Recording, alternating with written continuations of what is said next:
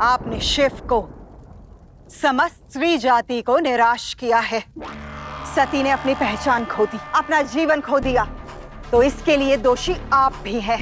और आप हमें कह रहे हैं कि महादेव कुछ नहीं भूलेंगे।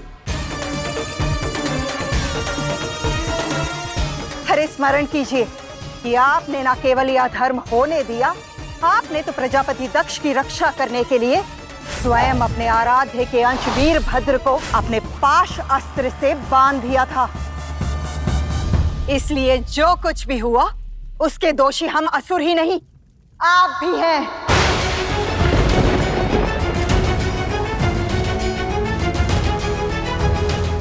शुक्राचार्य, असुरों के गुरु हो, समझाओ असुर माता दिति को कि मैं क्यों मौन था। परिस्थिति और वचन से बंधे हुए व्यक्ति और सोच समझकर षड्यंत्र करने वालों के बीच क्या अंतर होता है, ज्ञान दो माता दिति को।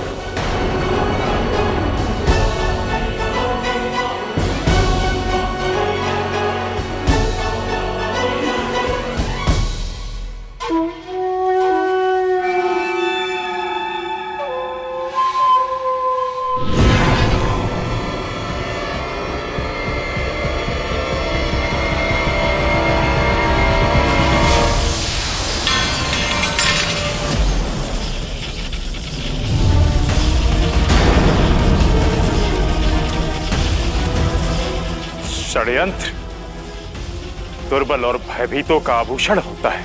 कुछ सीखा नहीं अपने गुरु से, या गुरु ने कुछ सिखाया नहीं? मूर्खता मत कीजिए नारायण, भूलिए मत, इन दोनों ने भी अमृत पान किया हुआ है। आप पहले भी प्रयास कर चुके हैं, परंतु अब आप इन्हें नहीं मार सकते। जानता हूं इन्हें मार नहीं सकता, किंतु ऐसे ही सदा सदा के लिए जकड़ के इन्हें पीड़ा तो दे सकता हूं ना। रक्षा कीजिए गुरुदेव, माता रक्षा कीजिए माता।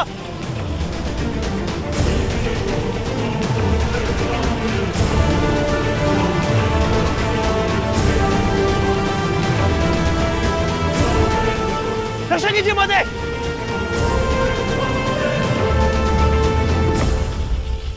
तो अब ब्रह्मांड के पालन करता सुदर्शन चक्र को छोड़कर अपने हाथों में दो असुरों को लेकर घूमेंगे। हाँ, तो अब ये करेंगे भी क्या? इनके पास शेष कुछ है ही नहीं। समस्त संसार के पालन करने का दायित्व तो प्रजापति दक्ष के सहारे था, किंतु प्रजापति दक्ष अब मृत्यु को प्राप्त हो गए हैं। अब एक कर्तव्य के स्थान पर समस्त असुर जाति से अपनी शत्रुता जो निभाएंगे,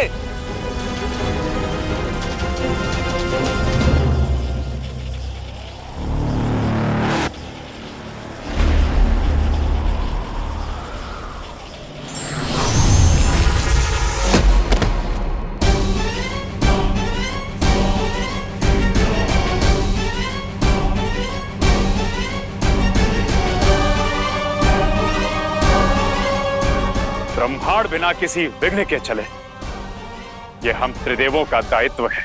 और हम त्रिदेव अपने कर्तव्य से ना कभी विमुख हुए और ना कभी होंगे।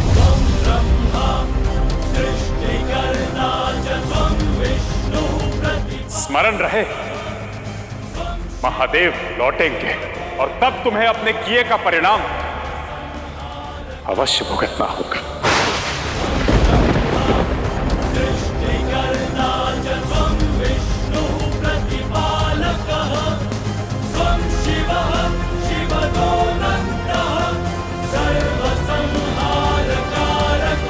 विष्णु ने क्या कहा उसे भूल जाओ।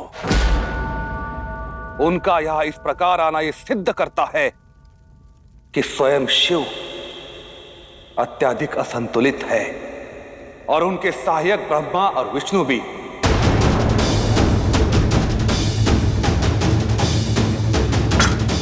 यही स्वर्णिम अवसर है। केवल एक विचार करो कि असुरों के कल्याण के लिए हम क्या कर सकते हैं। शिव की इस दशा का लाभ हमें अवश्य उठाना चाहिए।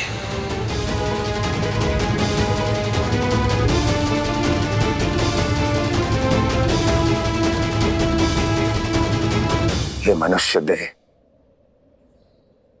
आसक्ति की दुर्बलता लाती है शक्ति।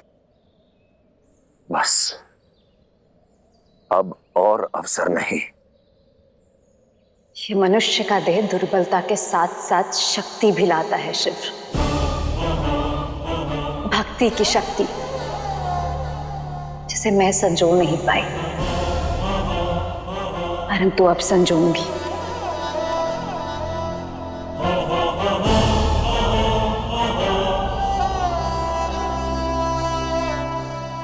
हमारे निर्मल प्रेम में कोई भूल नहीं शिव,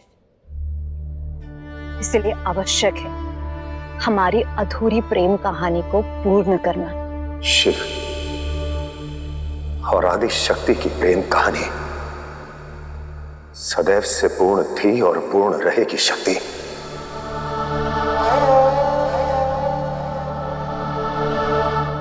जब उद्देश्य पुकारेगा तब हम पुनः मिलेंगे, जैसे हर बार मिलते हैं।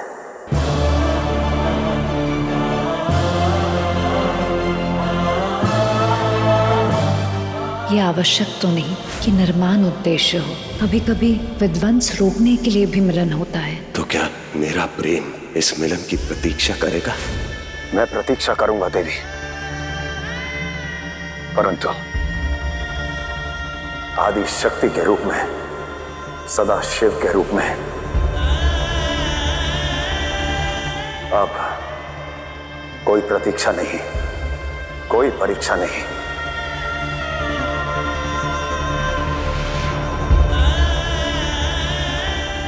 जाइए।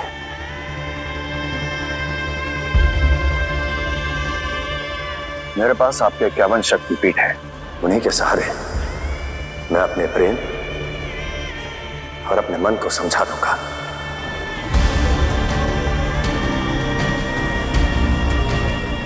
मैं आऊंगी शिव।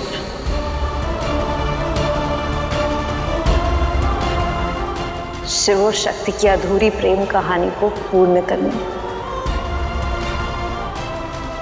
मैं आऊंगी शिव, अपनी भूल को सुधारने।